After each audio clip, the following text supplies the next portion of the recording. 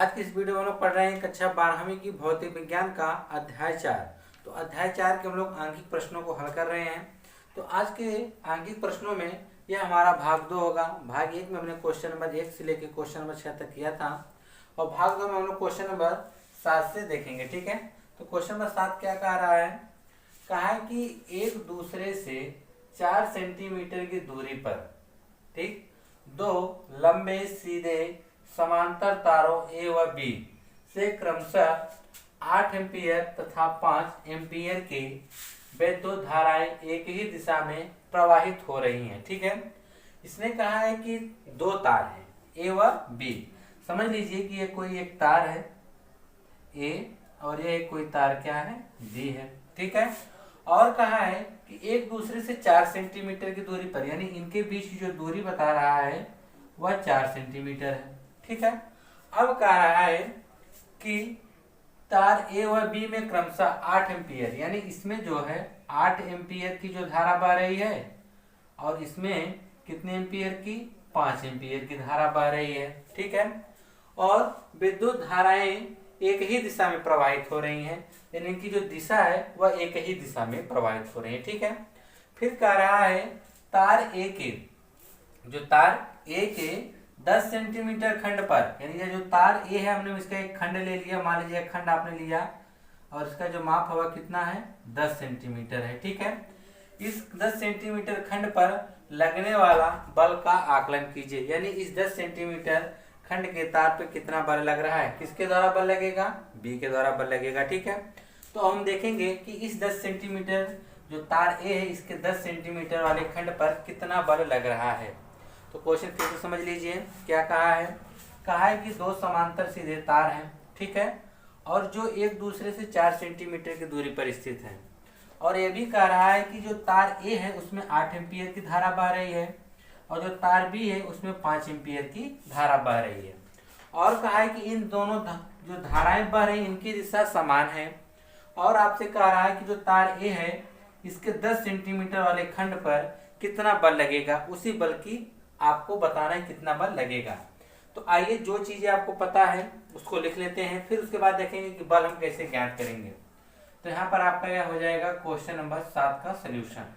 तो क्या पता है कि एक दूसरे से 4 सेंटीमीटर की दूरी पर, तो यानी दो तारों के बीच की दूरी, यहाँ पे लिख देंगे तारों के बीच की दूरी, तारों के बीच की दूरी।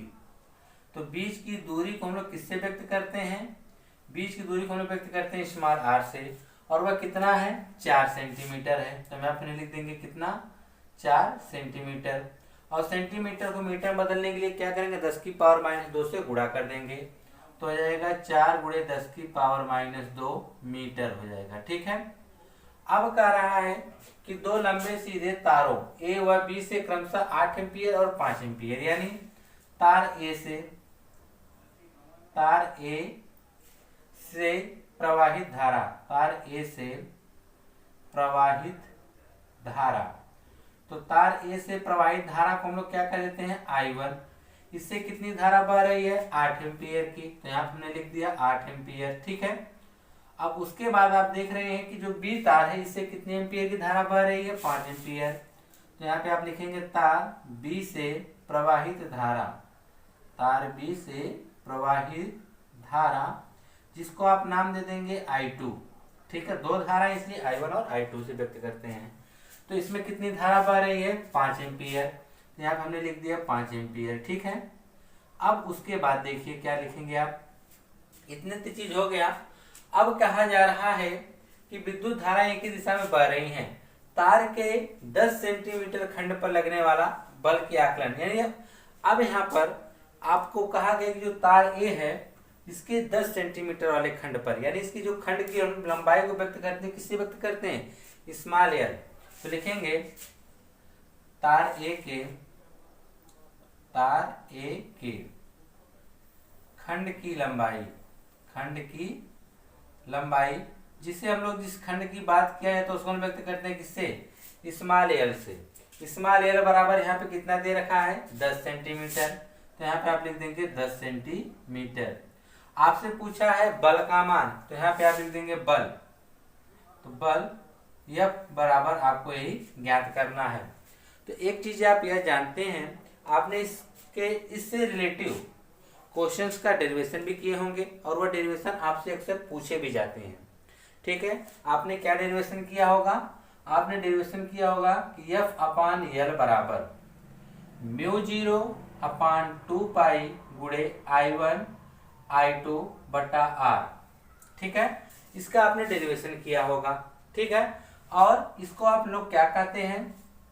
इस फार्मूले का जब आप डेरिवेशन करते हैं तो आप कहते हैं तार की एकांक लंबाई पर, क्या कहते हैं? तार की एकांक लंबाई पर, तार की एकांक लंबाई पर लगने वाला बल, तार की एकांक लंबाई पर लगने वाला बल, लगने वाला बल, इस नाम से जानते हैं कि तार की एकांक लंबाई पर जो लगने वाला बल होता है वह कितना होता है? एफ अपान एल बराबर म्यू जीरो अपान 2 पाई गुणे I1 I2 बटा आर होता है। यह तार की एकांक लंबाई पर लगने वाला बल है। ठीक है, इसका आपने डेरिवेशन भी किया होगा और ये सिद्ध करने के लिए भी एग्जाम में आपसे पूछा जाता है और इस पे देखिए आपसे न्यूमेरिकल्स भी पूछे जाएंगे। ठीक है, तो आपको देखिए एकांक लंबाई की पूछ कहा है, लेकिन आपको एकांक लंबाई नहीं, यहाँ पे जो लंबाई दे रखा है वह कितना दे रखा है? 10 सेंटीमीटर। तो लिखेंगे तो यहाँ पे आप कह सकते हैं कि एफ बराबर जो आप निकालना चाहेंगे तो आ जाएगा म्यू जीरो अपान 2 पाई गुणे I1 I2 बटा आर है। यह जो इधर बटा में था इधर आके गुणा के रूप में हो जाएगा। ठीक है, आप शायद इस फार्मूले का प्रयोग कर सकते हैं, यहाँ से लिख देंगे से। अब देखिए इसके बाद हम सभी मानों के बराबर अब सभी मानों को रखेंगे। ठीक है, तो म्यू जीरो का मान आप जानते हैं कितना होता है? 4 पाई गुणे 10 की पावर माइनस 7 होता है और बटा में क्या है? 2 पाई। फिर गुणे I1 I1 का मान कितना है? 8 एम्पियर और I2 का मान कितना है? 5 एम्पियर, यानी 8 गुणे कितना हो जाएगा? 5 हो जाएगा। R का मान देखिए 4 गुणे 10 की पावर माइनस 2, तो 4 गुणे 10 की पावर क्या हो गया? माइनस 2 गुणे स्मॉल एल, तो स्मॉल एल का मान कितना दे रखा है? 10। अब इसी को हम हल करेंगे तो देखिए 2 पाई से अगर आप 4 पाई काटेंगे कितनी बार में कटेगा? 2 बार में। ठीक है, अब आप 2 से 8 को काटेंगे तो कितनी बार में कटेगा? 2 बार में। तो यहाँ पे एफ बराबर आपका जो मान निकल कर आया 2 गुणे 10 की पावर माइनस 7 आया। फिर गुणे आप चाहे तो इसको आप गुणा कर सकते हैं, 5 दूना कितना हो जाएगा? 10 गुणे, यह 10 तो पहले से था। ठीक है, और देखिए 10 की पावर माइनस 2 कहाँ चला जाएगा? ऊपर, तो उसकी भी घात क्या हो जाएगी? प्लस हो जाएगी। फिर से समझिए आपने क्या किया, इस 2 पाई से 4 पाई को आपने काटा 2 बार में। ठीक, गुणे में 10 की पावर माइनस 7 पहले से था। 4 से 8 को आपने 2 बार में काटा, गुणे में 5, 10 की पावर माइनस 2 बचा हुआ है 10। तो आपने किया 2 गुणे 10 की पावर माइनस 7, यहाँ पे लिख लिया। 2 का आपने 5 में गुणा किया तो 10, और यह 10 पहले से था। इस 10 की पावर माइनस 2 को आपने ऊपर करेंगे तो इसकी घात माइनस से क्या हो जाएगी? प्लस हो जाएगी।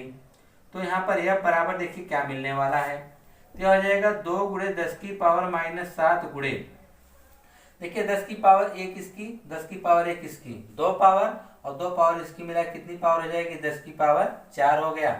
और इसके बाद अगर इसे आगे हल करेंगे तो बल यह बराबर आपको मिलेगा 2 गुणे, अब देखिए इसको जब हम हल करेंगे 10 की पावर माइनस 7 में 10 की पावर 4, यानी पावर को जोड़ते हैं, जब आधार बराबर होता है तो घातें क्या होती हैं? जुड़ जाती हैं। तो माइनस 7 में अगर आप प्लस 4 जोड़ेंगे तो क्या मिलेगा रिजल्ट आपको? माइनस 3 आएगा। यानी आप लिख सकते हैं 2 गुणे 10 की पावर माइनस 3 बल है, तो बल का मात्रक क्या हो जाएगा? न्यूटन होगा। यानी यह जो 10 सेंटीमीटर खंड का जो तार ए है, ए पे जो आपने 10 सेंटीमीटर खंड लिया है उस पे जो बल लगेगा वह कितना लगेगा? 2 गुणे 10 की पावर माइनस 3 न्यूटन का बल लगेगा। ठीक है, तो इस प्रकार से ये आपका क्वेश्चन नंबर 7 था। अब हम इसके बाद देखेंगे इसका नेक्स्ट क्वेश्चन नंबर 8। ठीक है, तो आइए क्वेश्चन नंबर 8 को भी देख लिया जाए। इसकी शॉर्ट स्क्रीन आप लोग निकाल सकते हैं। तो आइए क्वेश्चन नंबर 7 तो हो गया, अब 8 देख लिया जाए कि 8 में आपसे क्या कह रहा है। 8 में आपसे कह रहा है कि पास पास फेरों वाली परिनालिका 80 सेंटीमीटर लंबी है।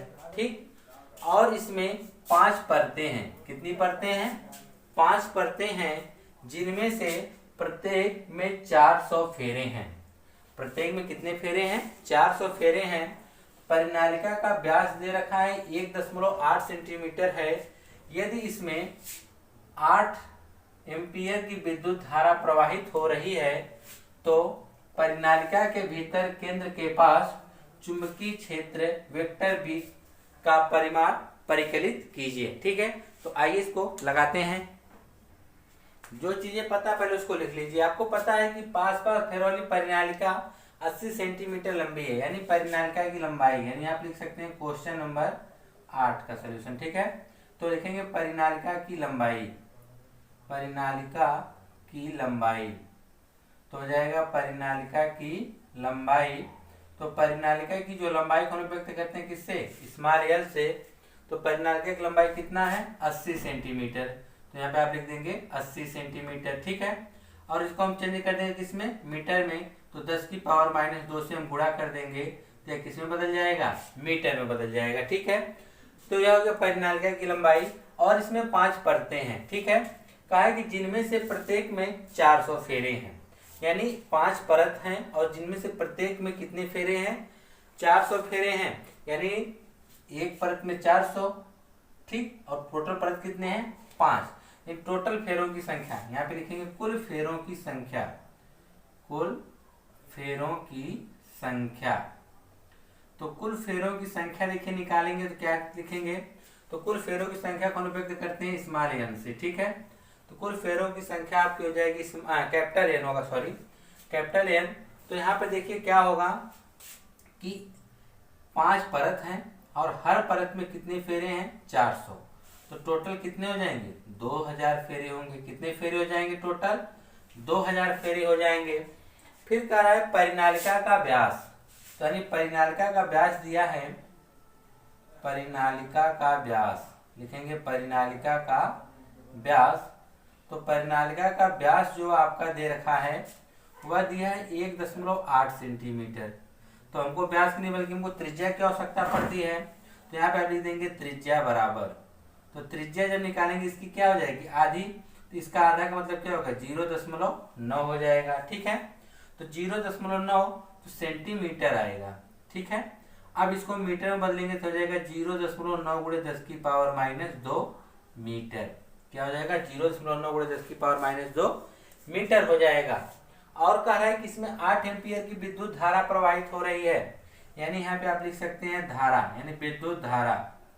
क्या लिख सकते हैं, विद्युत धारा I बराबर, तो I बराबर यहाँ पे कितना हो जाएगा, 8 एम्पियर। कितना हो जाएगा, 8 एम्पियर। ठीक है, अब कह रहा है परिनालिका के भीतर चुंबकीय क्षेत्र बताना है, तो चुंबकीय क्षेत्र B का मान बताना है। ठीक है, तो देखिए आपको क्या क्या चीजें पता चल गई।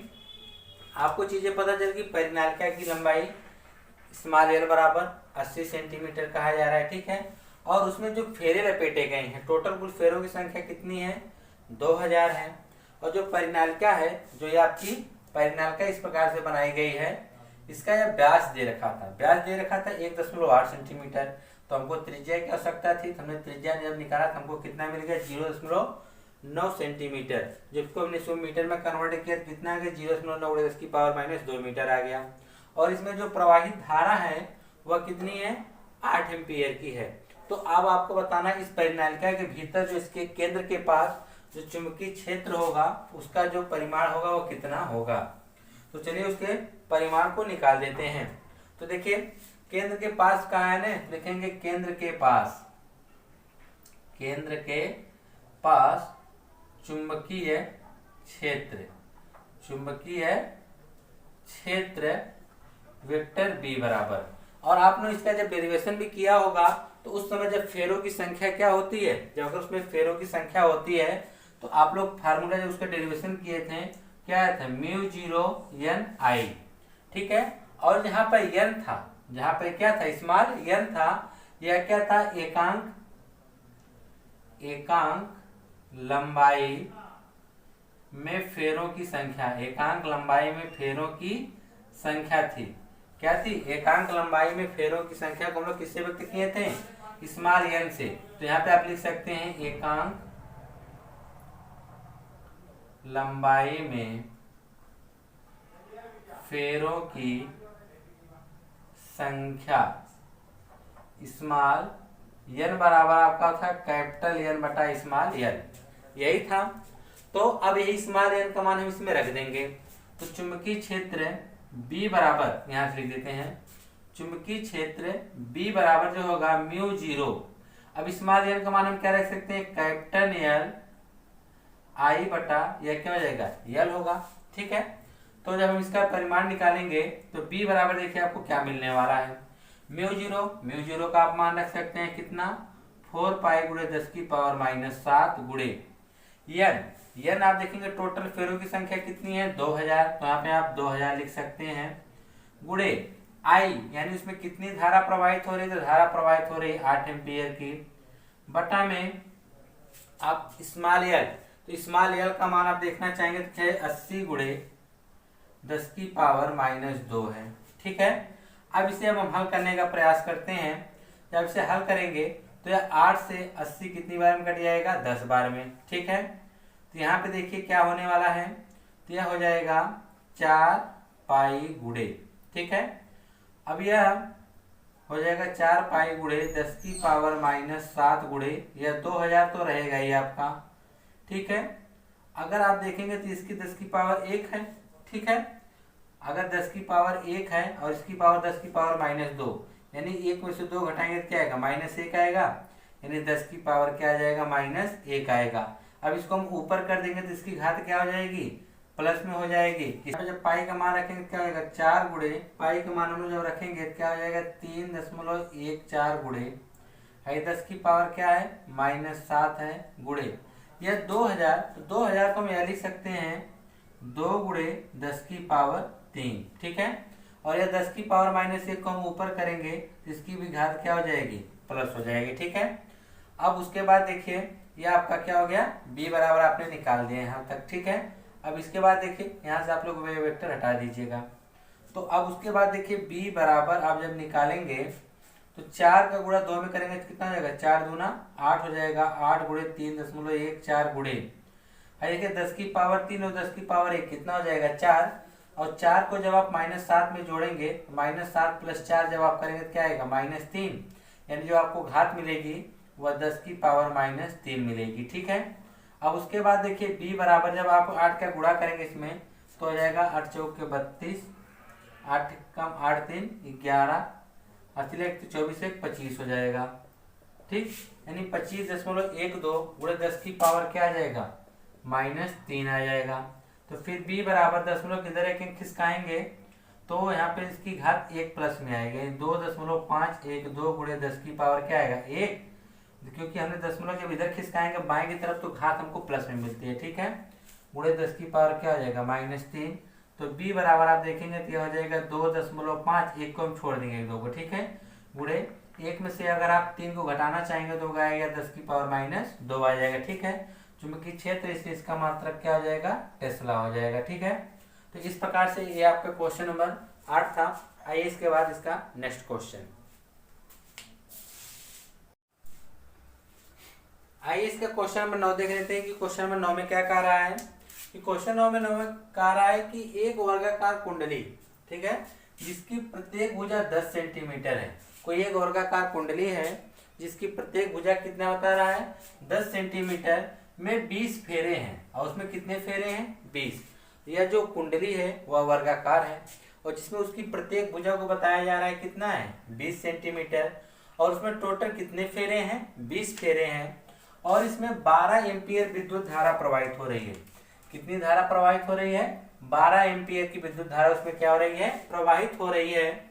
कुंडली ऊर्ध्वाधर लटकी हुई है, कुंडली को सीधे क्या किया गया है, लटकाया गया है। ठीक है, फिर कह रहा है और इसके तल पर खींचा गया अभिलंब 0.80 टेस्ला के एक समान चुंबकीय क्षेत्र से 30 अंश का कोण बनाता है। कितने अंश का कोण बनाते हुए जा रही है, 30 अंश का, और कुंडली पर लगने वाला बल युग्म आघूर्ण का परिमाण क्या होगा, लगने वाला बल युग्म आघूर्ण का परिमाण क्या होगा। आपको इसमें बल युग्म आघूर्ण यानी टाउ का मान बताना है।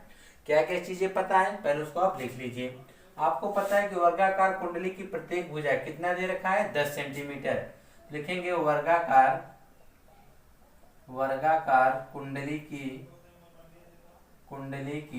प्रत्येक भुजा, कुंडली की प्रत्येक भुजा, तो कुंडली की जो प्रत्येक भुजा होगी जिसे आप किससे व्यक्त करते हैं, ए से, तो ए बराबर कितना हो जाएगा 10 सेंटीमीटर।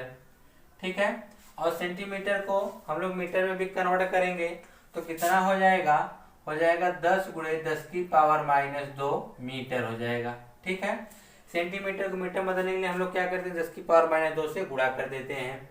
और कह रहा है में जो फेरे हैं वह कितने हैं, 20 हैं, तो हम यहाँ पे लिख सकते हैं फेरों की संख्या। क्या लिख सकते हैं, फेरों की संख्या। तो यहाँ पे आप लिखिए फेरों की संख्या। फेरों की संख्या जो आप लिखेंगे, जिसको आप किससे व्यक्त करते हैं, कैपिटल एन से, वह कितने फेरे हैं, 20 फेरे हैं।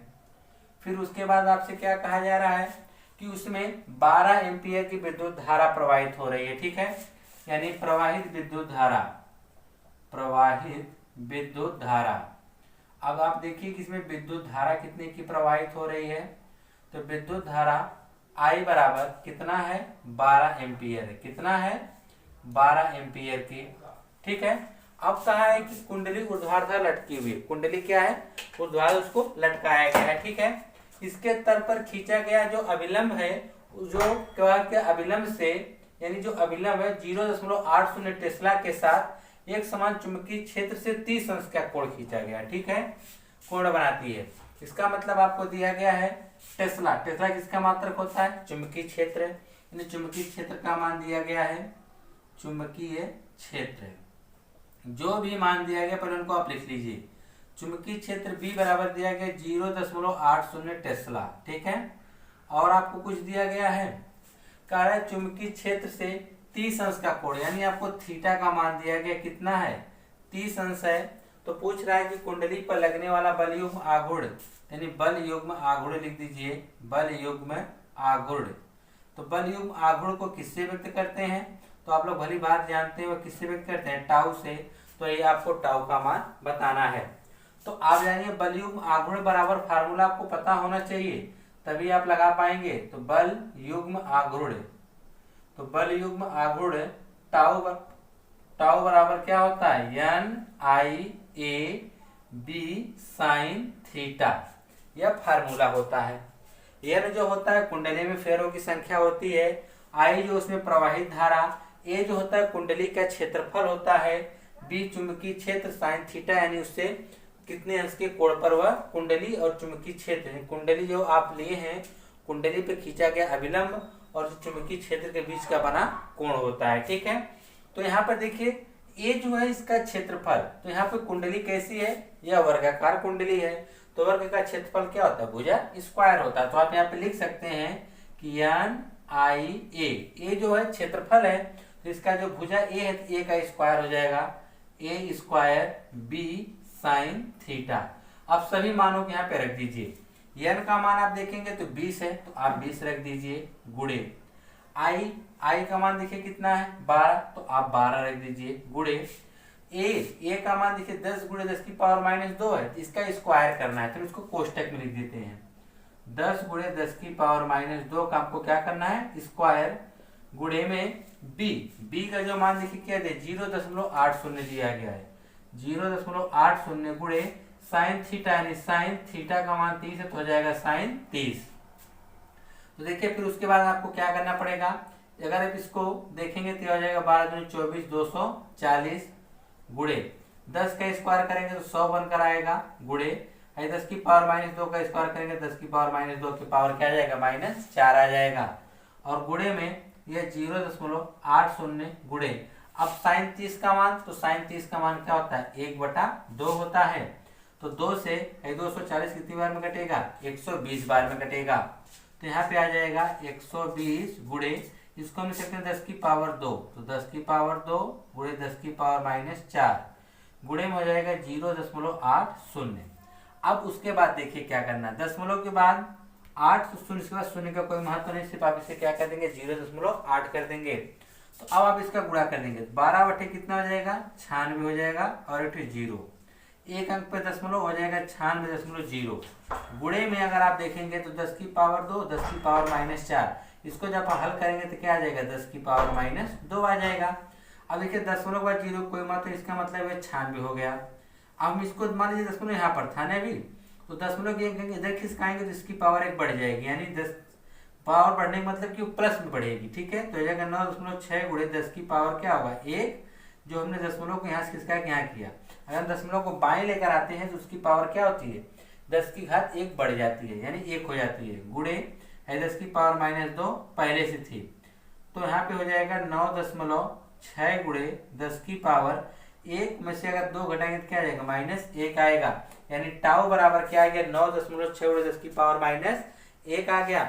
अगर आप देखें तो इसकी जो मात्रक की बात करेंगे, इसका जो मात्रक आएगा वह आएगा आपका न्यूटन मीटर। क्या आएगा न्यूटन मीटर आएगा। एक चीज और आप भी कर सकते हैं, अगर 10 की पावर -1 है तो अगर इस -1 की पावर हटाना चाहेंगे तो एक अंक दशमलव इधर और खिसका दीजिए, तो हो जाएगा 9 10, यहाँ हो जाएगा एक अंक और खिसकाएंगे तो हो जाएगा 0.96 गुणे 10 की पावर 1 प्लस में आएगा, और ये 10 की पावर -1 पहले से तो दोनों कट के क्या आ जाएंगे 0.96 न्यूटन मीटर आएगा। ठीक है, या तो आप यहाँ से यह चीज भी आगे यहाँ तक बढ़ा सकते हैं, या तो आप आंसर यहीं तक दे दीजिए। ठीक है, आप दोनों में से कोई भी आंसर आप यहाँ पे दे सकते हैं। ठीक है, इतना आपका यह आ गया, यह था क्वेश्चन नंबर 9। ठीक है, तो यह क्वेश्चन नंबर 9 आप लोग नोट्स कर लीजिएगा। अब इसके बाद हम इसकी अगली वीडियो में जो इसके बचे हुए क्वेश्चन है उसको लाकर खत्म कर देंगे। ठीक है, मिलते हैं आपसे नेक्स्ट वीडियो में। धन्यवाद।